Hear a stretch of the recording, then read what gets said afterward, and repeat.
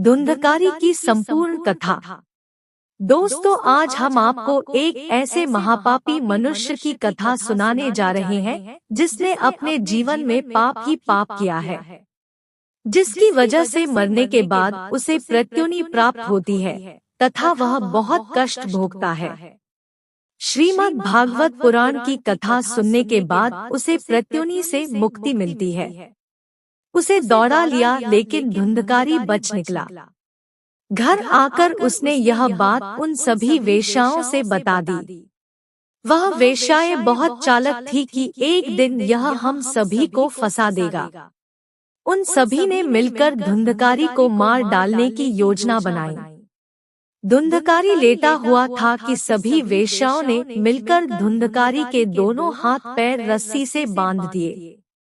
उसके बाद जो भी रस्सी बचा उससे धुंधकारी के गले में लपेटकर जोर से खींचा। धुंधकारी बहुत तड़पने लगा, लेकिन उसने अपने जीवन में इतने पाप किए थे कि उसकी जान भी नहीं निकल रही थी। उन पांचों में से एक वेश्या जलती हुई अंगार लेकर आई और धुंधकारी के मुंह में डाल दिया तथा सभी वेश्याओं ने मिलकर रस्सी जोर से खींची। धुंधकारी वही तड़प कर मर गया।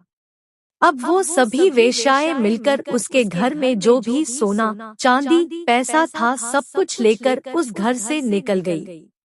अपने बुरे कर्मों की वजह से धुंधकारी को मृत्युनी प्राप्त हुई और वह उसी घर में प्रेत बनकर भटकने लगा। कुछ दिनों के बाद गोकर्ण तीर्थ यात्रा करके अपने घर लौटा तो रात में रोने तथा चिल्लाने की आवाज आई। गोकर्ण ने अपने कमंडल से अपने हाथ में जल लिया और छिड़क कर बोला कि तुम जो कोई भी हो मेरे सामने आओ। धुंधकारी गोकर्ण के सम्मुख प्रकट हुआ।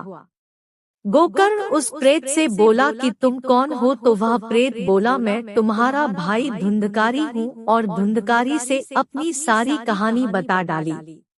गोकर्ण बोला कि मैंने तुम्हारी मुक्ति के लिए गया में श्राद्ध तो किया था।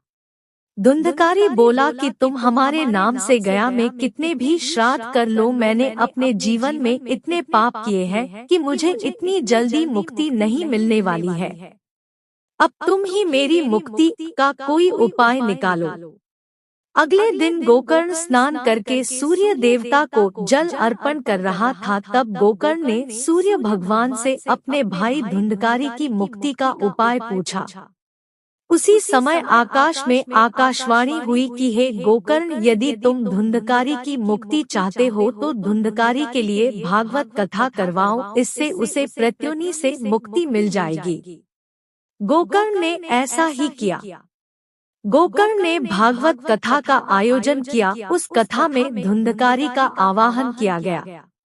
धुंधकारी आया और कथा सुनने के लिए बैठा, लेकिन वह एक आत्मा थी और आत्मा एक स्थान पर कैसे बैठ सकती है। जितनी बार धुंधकारी कथा सुनने के लिए बैठता, एक तेजी से हवा बहती और धुंधकारी को उड़ा ले जाती।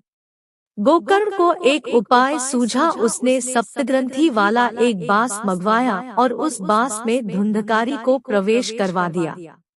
अब भागवत कथा प्रारंभ हुई। पहले दिन की कथा से पहली ग्रंथि फटी, फिर दूसरे दिन की कथा से दूसरी ग्रंथि फटी। इस तरह से 7 दिनों की कथा से 7 ग्रंथि फट गई।